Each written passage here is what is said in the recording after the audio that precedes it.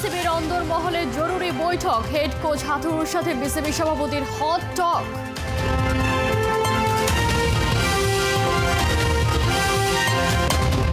Series জিতেও সমালোচনায় বাংলাদেশ ব্যাটারদের of ফর্মে দুশ্চিন্তায় টিম ম্যানেজমেন্ট।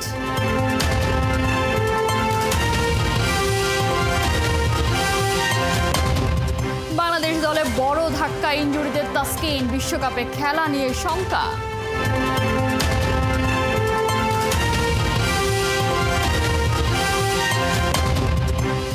মায়ের শক্তিতেই এগিয়ে চলে সন্তানরা, বিশ্ব মা দিবসে মায়েদের প্রতি খেলাযোগের শ্রদ্ধা।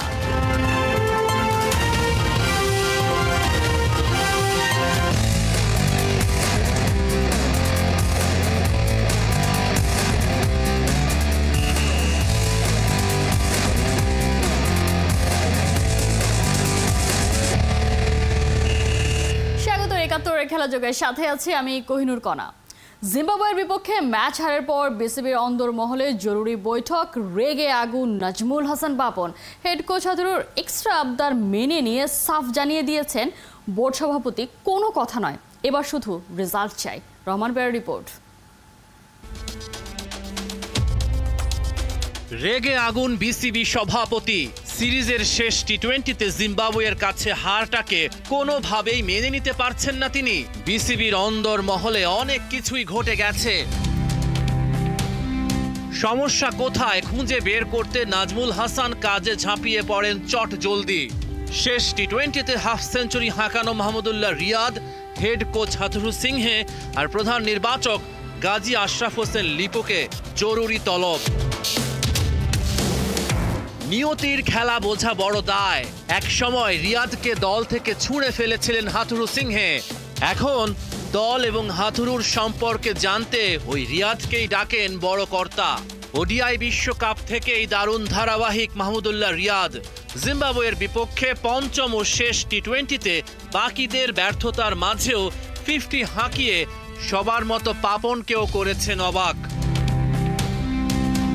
এমন উইকেটে রিয়াদ পারলেও বাকিরা কেন পারেনি?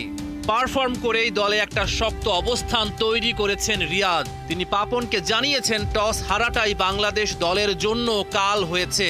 সকালে ব্যাটিংয়ে নেমে টাইগার ব্যাটাররা যেভাবে ব্যাট করার কথা সেভাবে ব্যাট করতে পারেননি। উইকেটে ময়েশ্চারও ছিল। সময় যত গড়িয়েছে উইকেট ততটাই ঠিক হয়েছে, কিন্তু ততক্ষণে বাংলাদেশের ইনিংসেও ধস নেমেছে। রিয়াদের সাথে কথা বলেই বিসিবি সভাপতি হাথুরু সিংহের সাথে বসেন। বিসিবি সভাপতি জানতে চান জিম্বাবুয়ের বিপক্ষে সিরিজ জিতলেও বাংলাদেশের ব্যাটিংয়ের এমন অবস্থা কেন? কেন জিম্বাবুয়ের বিপক্ষে দলের সাথেও ভালো সংগ্রহ গড়া যায়নি? বরাবরের মতোই চতুর হাথুরুর চতুর উত্তর। বিপিএল এর পর ডিপিএল, তারপর জিম্বাবুয়ে সিরিজ টানা খেলে ক্রিকেটাররা নাকি ক্লান্ত হয়ে গেছে। এটাকেই হাথুরু সিংহে ঢাল হিসেবে ব্যবহার করেছেন। নিজের চাকরি বাঁচানোর জন্যই হোক বা অন্য যে কোনো কারণেই হোক, হাথুরু আশ্বস্ত করেছেন এই ক্রিকেটাররাই বিশ্বকাপে ভালো করবে। হেড কোচের বিশেষ চাওয়াও আছে বিসিবির কাছে। হাথুরু সিংহে আইসিসির নির্ধারিত 15 জন ক্রিকেটারের বাইরে আরও একাধিক ক্রিকেটার দলের সাথে রাখার দাবি তুলেছেন। নিজস্ব খরচায় বাড়তি ক্রিকেটার দলের সাথে রাখতে সম্মত হয়েছে বিসিবি। তবে নাজমুল হাসান পাপন সাফ জানিয়ে দিয়েছেন, আপনি যা চান তাই দিচ্ছি, কিন্তু আমি রেজাল্ট চাই। রিয়াদ আর পাপনের সাথে আলোচনা শেষে পাপন গুরুত্বপূর্ণ ইস্যু নিয়ে বসেন প্রধান নির্বাচকের সাথে। তাসকিন যদি বিশ্বকাপ দল থেকে ছিটকে যান তাহলে বিকল্প হবেন কে?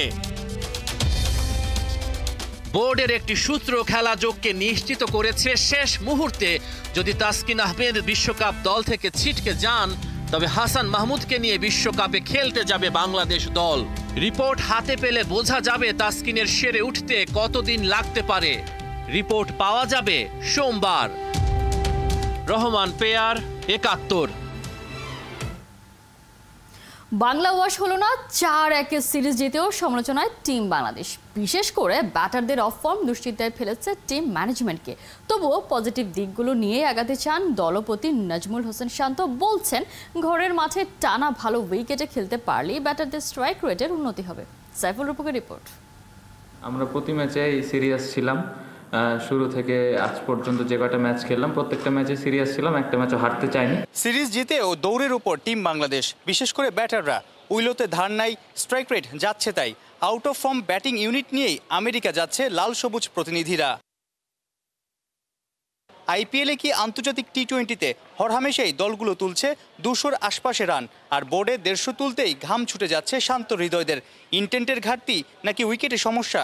আমাদের দেশে স্ট্রাইক রেট নিয়ে অনেক কথা হয়, স্ট্রাইক রেট, বাট জিনিসটা হলো যে আমরা কিন্তু আপনি যদি চিন্তা করেন রিসেন্টলি আমরা ভালো উইকেটে খেলা শুরু করেছি। শ্রীলঙ্কার সাথে যেই টি-20 সিরিজটা খেললাম ওই উইকেটে আমরা ভালো উইকেটে খেলেছি, বাট এই জিনিসটা সময় দিতে হবে। আমরা যদি লম্বা সময় ধরে ভালো উইকেটে খেলা শুরু করি 6 মাস, 1 বছর, 2 বছর, তারপরে আপনি দেখবেন যে প্রত্যেকটা ব্যাটসম্যান ভালো স্ট্রাইক রেটে ব্যাটিং করছে। আইপিএল যে উইকেটে হচ্ছে, আইপিএলের সাথে ইন্টারন্যাশনাল মিলানোই যাবে না। আমার মনে হয় লাস্ট ইয়ার পিএসএলেও এরকম 200+ রান হয়েছে, 250 রান হয়েছে, বাট ইন্টারন্যাশনাল আমি যতটুকু জানি যে 160 to 175, 180, 200 রান যদি কোনো টিম করে এটা খুব ভালো একটা স্কোর, এবং এটা সচরাচর রেগুলার কিন্তু দেখা যায় না। তো আমার মনে হয় যে ওয়ার্ল্ড কাপে এরকমই রান হবে, এটা আমি এক্সপেক্ট করি 160 থেকে 180-র ভিতরেই থাকবে ভালো উইকেটে, এবং এর ভিতরেই বোলারদের ডিফেন্ড করতে হবে বা এর রানগুলো চেস করতে হবে। সো আইপিএলের সাথে কম্পেয়ার করাটা কখনোই আমার মনে হয় না যুক্তিগত। 20 দলের বিশ্বকাপেও জায়গা পায়নি জিম্বাবুয়ে। এমন দলের বিপক্ষে ছন্ন ছাড়া পারফরমেন্স দেখে ভক্তরা হতাশ, যদিও বেশ কটা দিক খুঁজে পেয়েছেন বাংলার কাপ্তান। সিরিজ জিতলে অবশ্যই কনফিডেন্স বাড়ে। তৃতীয় জায়গায় যেটা বলবো যে আমরা যে এক্সপেরিমেন্টগুলো করেছিলাম, যে জিনিসগুলো আমাদের দেখার প্রয়োজন ছিল, যে আমরা ক্লোজ ম্যাচ জিতেছি, টপ অর্ডাররা একটা ম্যাচে খুব ভালো স্টার্ট দিয়েছে।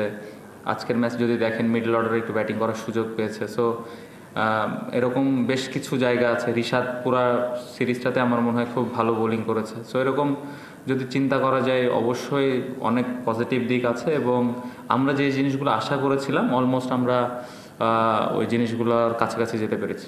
অধিনায়কের ব্যাটে 5 ম্যাচে কেবল 81 রান। রঙিন পোশাকে ফিরে ব্যাটিংয়ে প্রত্যাশা মেটাতে ব্যর্থ সাকিব আল হাসান। টপ অর্ডারে আমরা যদি আরেকটু ভালো ব্যাটিং করতে পারি তাহলে আমার মনে হয় যে টিমের জন্য ভালো হবে। মোমেন্টামটা খুব ইম্পর্টেন্ট, বাট তার ব্যাটিং নিয়ে আমাদের পুরো টিমের কোনো কনফিউশন বা সন্দেহ নাই। আমরা সবাই জানি উনি কতটা ক্যাপেবল, এবং আমি খুবই কনফিডেন্ট যে সামনে যেই টুর্নামেন্টটা আছে এবং যে সিরিজটা আছে উনি ব্যাটিংয়ে টিমের হয়ে কন্ট্রিবিউট করবেন।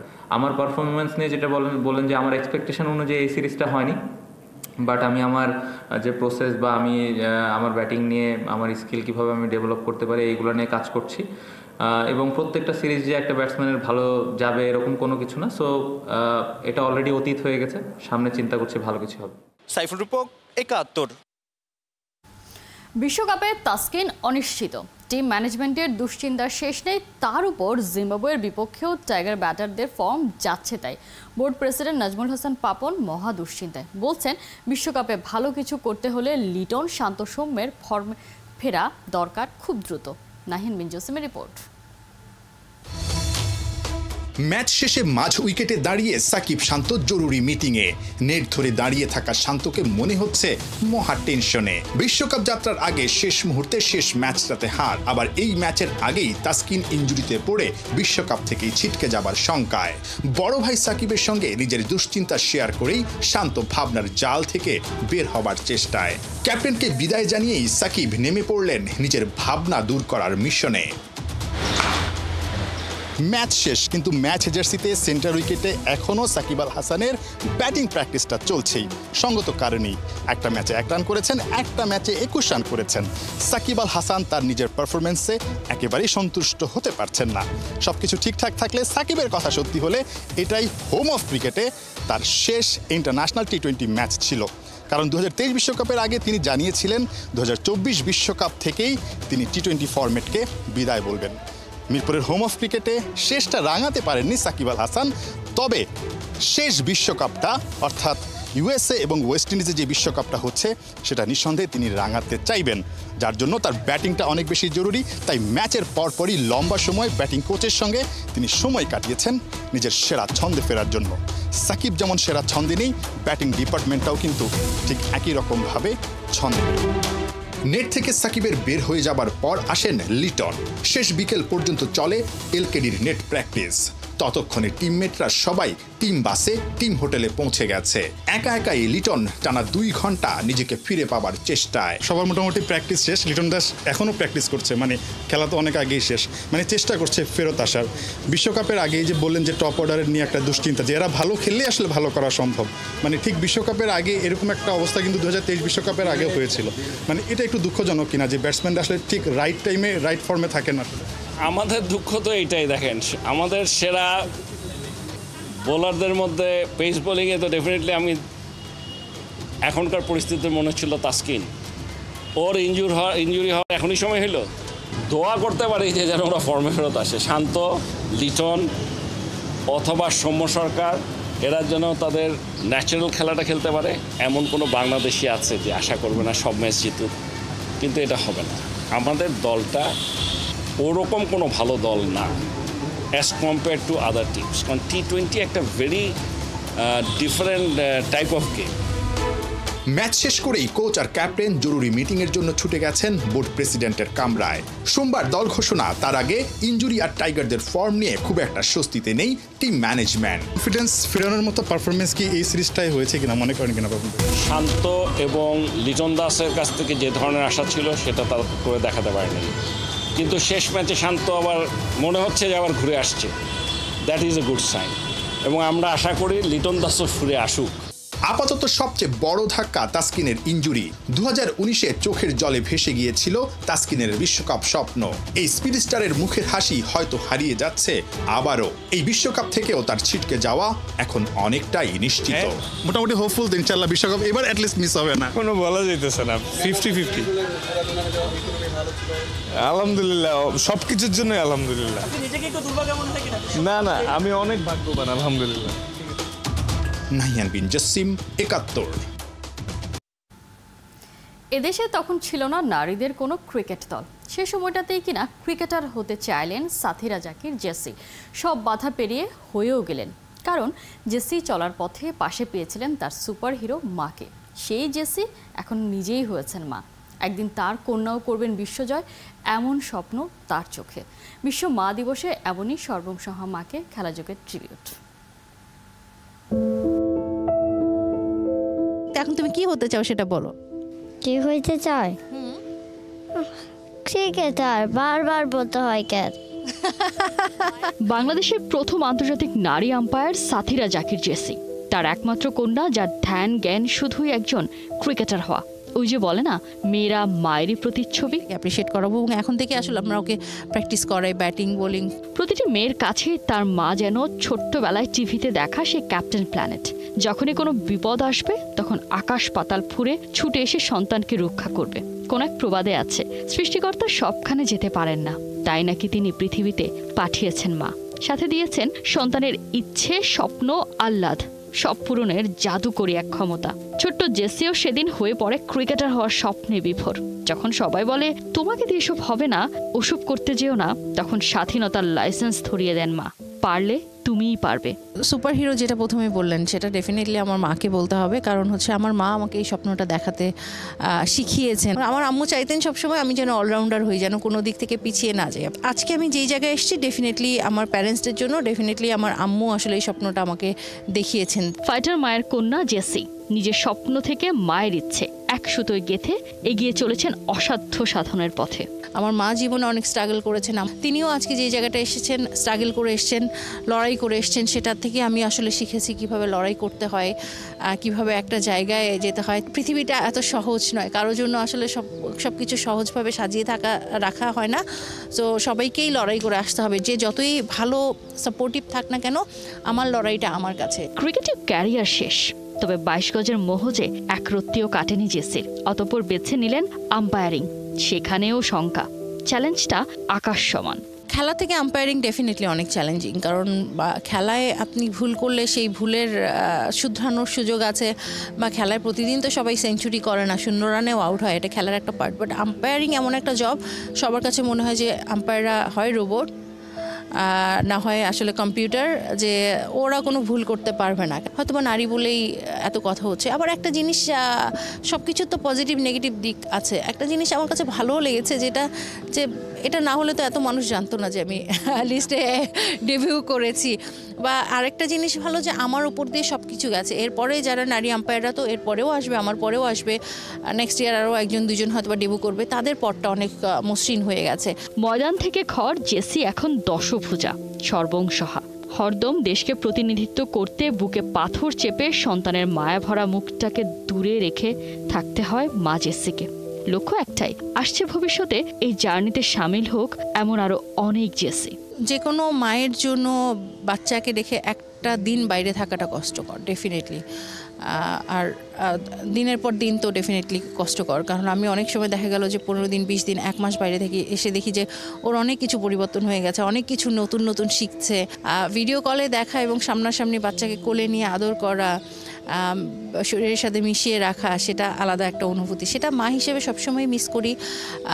ও আমার জন্য অনেক বেশি কি বলবো, যে ও মাকে পাচ্ছে না সবসময়। মায়েদের ঋণ আমরা কখনোই শোধ করতে পারবো না। মায়েদের ঋণ শোধ করার ধৃষ্টতা নেই কোনো সন্তানের, জেসিরও নেই। তাই তো মা দিবসে মায়ের প্রতি এই কন্যার শুধুই ভালোবাসা। জেসি বলছিলেন মায়ের কারণেই আজ জেসি এই জায়গাটায় দাঁড়িয়ে। আমরা তো জানি সবাই, মা মানেই মায়া, মা মানেই শক্তি। মায়ের শক্তিতেই তো এগিয়ে চলে বিশ্ব ব্রহ্মাণ্ড, ঘুরে বেড়ায় মেয়েরা বা সন্তানরা। শত ব্যস্ততার মাঝে হয়তো মায়ের কাছ থেকে দূরে থাকা হয়, মাকে জড়িয়ে ধরার সময় হয় না। কিন্তু আজকে বিশ্ব মা দিবসে একবার না হয় মাকে সবাই জড়িয়েই ধরি, বলেই ফেলি মা তোমায় ভীষণ ভালোবাসি। কোহিনূর কণা, 71। আইপিএলের সবার আগে বিদায় নেয়া হার্দিক পান্ডিয়াদের হারিয়ে প্লে অফে সবার আগে পৌঁছে গেল কলকাতা নাইট রাইডার্স। ইডেন গার্ডেন্সে বৃষ্টির কারণে ম্যাচ নেমে আসে 16 ওভারে। আগে ব্যাট করতে নেমে রাসেল নারায়ণরা তোলে 7 উইকেটে 157 রান, জবাবে 8 উইকেটে 139-এ থামে হার্দিক পান্ডিয়ার মুম্বাই। 18 রানের জয় টেবিলের শীর্ষস্থান পাকাপোক্ত করে শাহরুখ খানের দল। এই জয়ে 12 ম্যাচে 18 পয়েন্ট নিয়ে সবার আগে প্লে অফের নাম লেখায় কলকাতা। 11 ম্যাচে 16 পয়েন্ট নিয়ে দ্বিতীয় অবস্থানে আছে রাজস্থান রয়্যালস। তাদেরও প্লে অফে খেলা এক প্রকার নিশ্চিত। অন্যদিকে পয়েন্ট টেবিলে বর্তমানে 3 নম্বরে আছে সানরাইজার্স হায়দ্রাবাদ। 12 ম্যাচে 7 জয়, তাদের পয়েন্ট 14। রাজস্থানের পর প্লে অফে যাওয়ার দৌড়ে তারাই এগিয়ে। বাকি এক দলের মধ্যে লড়ছে চেন্নাই কিংস আর দিল্লি লখনৌ। এই ছিল এখনকার খেলা জগৎ। সরাসরি সংবাদ অনুষ্ঠান দেখতে থাকুন 71-এর ফেসবুক পেজে আর সাবস্ক্রাইব করুন 71 ইউটিউব চ্যানেল। 71-এর সাথেই থাকুন।